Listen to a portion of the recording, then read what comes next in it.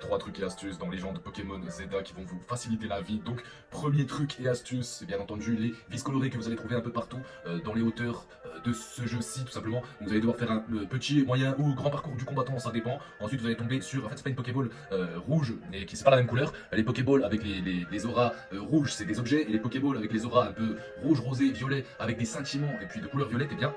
Comme vous allez voir, c'est des vis colorées juste ici. Donc voilà, vous prenez. Ensuite, on se rend à Bâti-Racine. Truc casse-couille en plein tuto. Après avoir pécho le couscous à la sœur de Rachid, pardon, après avoir trouvé les vis colorés qu'on vient de le faire précédemment, comme je vous ai dit, on se retrouve juste ici. Pour info, c'est ici précisément sur la carte où c'est que j'ai mis le point vert. Donc ici précisément, voilà, au pire si vous voulez retenir. Ensuite, on lui parle. Et contre nos vis colorés, eh bien, on peut augmenter par exemple avec la Naricaline rouge, gagner plus de points d'expérience en combat, Naricaline dorée, remporter plus d'argent après un combat, Naricaline rose, etc. Vous regardez, puis vous pouvez augmenter ces Naricalines si vous les avez déjà achetées. Donc si vous en achetez une que vous n'avez pas au niveau 1, ce sera 3 vis colorées. Si vous voulez en améliorer une au niveau 2, ce sera 5 vis colorées. Moi, comme vous pouvez le voir, j'en ai 7, mais je verrai ça plus tard parce que là c'est juste pour le tuto. Et puis voilà, on passe à la deuxième astuce tout simplement.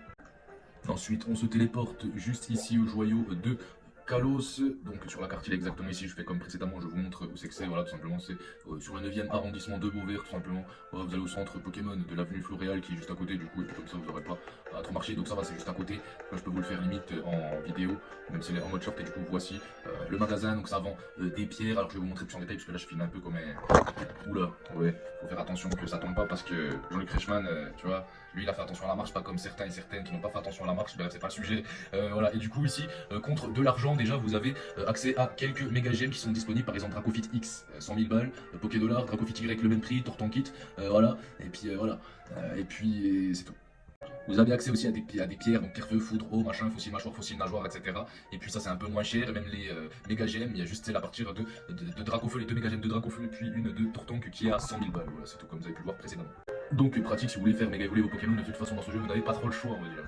Et ensuite pour la dernière astuce on se retrouve juste ici, donc on va à l'étoilé qu'on débloque un peu plus tard dans l'histoire, pas tout au début et même au début du début, du moins au milieu, voilà, donc on va juste là à l'étoilé. Et puis pour cette troisième astuce, et bien en plus on peut rentrer dans le petit resto, ce qui est pas mal. Et puis là, ce monsieur va nous dire de demander de participer pour 3000 Poké Dollars. Par contre, ça coûte, donc bien sûr, les récompenses sont supérieures. Vous allez faire 3 combats contre 3 dresseurs aléatoires. Et puis pendant ces 3 combats, vous ne pourrez juste pas soigner vos Pokémon ni aller dans la sacoche pour faire quoi que ce soit. Donc prenez des Pokémon avec des méga gemmes si vous pouvez, voilà. Sinon, voilà, remportez les combats et vous gagnerez les récompenses tout simplement. C'est pour ça, à l'étoilé, ils font ce genre de petits trucs sympas qui est vraiment pas mal. Donc voilà, pour les 3 trucs et astuces dans Légende Pokémon Zelda, pardon, qui vont vous faciliter la tâche.